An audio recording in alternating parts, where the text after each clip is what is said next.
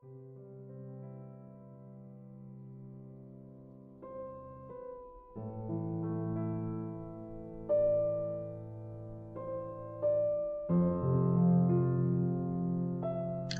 awesome listeners. Welcome back to the Peculiarstars Lifestyle Network.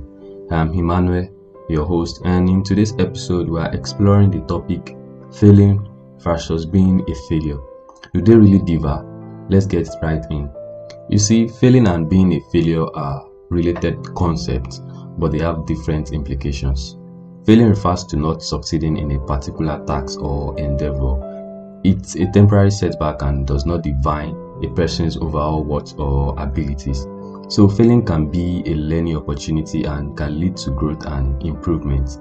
And it's a part of life. If you want to be successful, then failing is necessary. And it's an opportunity to learn, to grow and be better.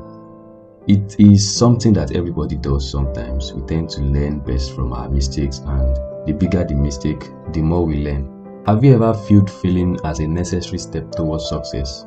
Please share your thoughts in the comments. As I was saying, you see, being a failure, on the other hand, implies a more permanent state of not meeting expectations or achieving goals. It often involves a negative self-perception and can impact one's self-esteem and even your confidence. You see, being a failure can also be like, a judgment, casting someone to be less than what they actually are, and the label is designed to keep the person disempowered. It can instill fear in others not to step out and up and live their best life. You see, the label failure, however, sometimes is simply name calling, a form of mockery, and it's a deliberate insult. Please let us know in the comments, have you ever experienced the impact of negative label like failure on your confidence and ability to pursue your best life? Share your reflections with us. You see, some people beat themselves up by calling themselves failure. We've all heard the story when a reporter asked Thomas Edison how it felt to fail 1,000 times in his attempt to invent light bulb. And he said, "I didn't fail 1,000 times. The light bulb was an invention with 1,000 steps." So it's all about your own perception, not what others feel or think about you. It's important to remember that being a failure is a subjective judgment and doesn't necessarily reflect reality. So share with us in the comments, how do you handle setbacks and avoid labeling yourself a failure? We want to know your perspective on maintaining a positive mindset in the face of challenges. So failing and failure are distinct concepts, each with its own implications on personal and professional growth. Failing is an inherent part of any journey, a series of setbacks and challenges that contributes to one's learning and development. So it's a dynamic process marked by resilience and the ability to adapt. And on the other hand, failure can be seen as a destination, a point in time where one may have fallen short of a goal or expectation. When we fail, we encounter obstacles, make mistakes, and face difficulties.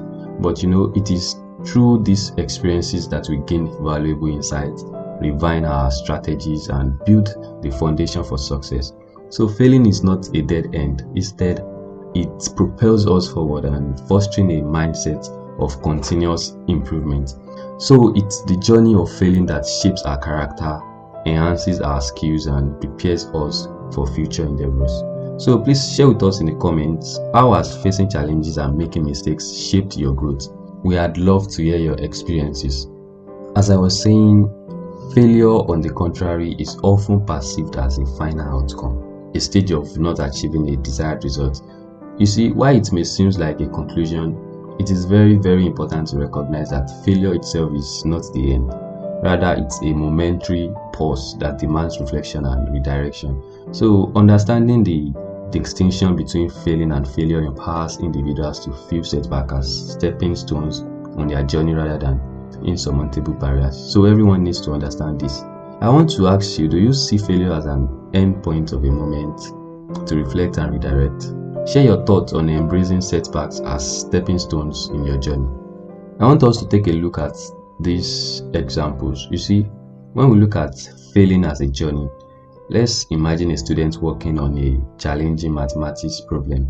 Initially, they may struggle and make mistakes, but each error is a learning opportunity. As they persist, try different formula, different approaches, and learn from their missteps, they eventually solve the problem. And in this scenario, the journey of failing involves a process of, trial and error, and ultimately leading to success.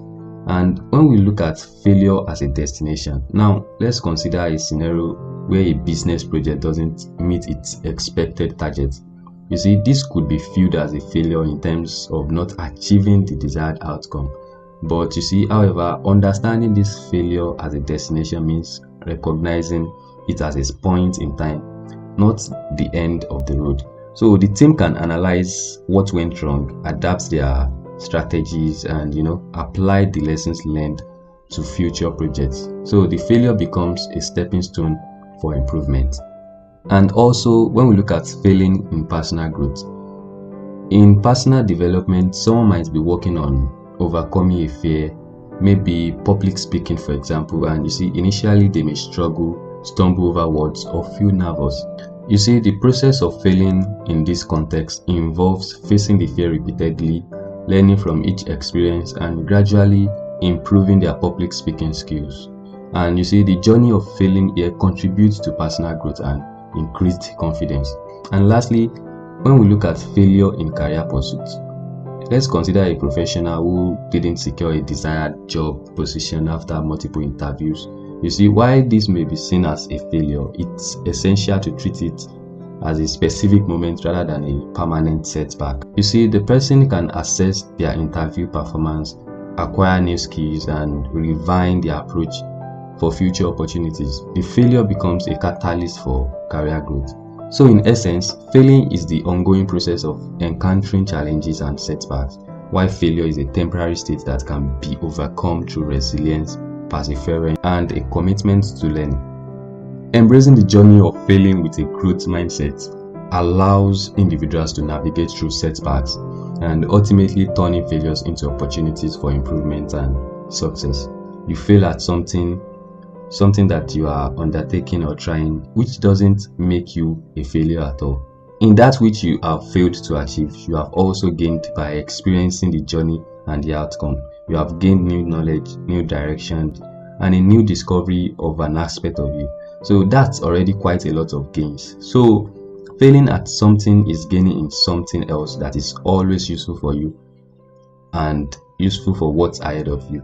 So you see, the commonality is simply in your own perception of yourself via the experience itself. If you fail to see the gains of the failed experience or you fail to acknowledge all that you have gained from it, you may come to deem yourself a failure by identifying yourself to the experience.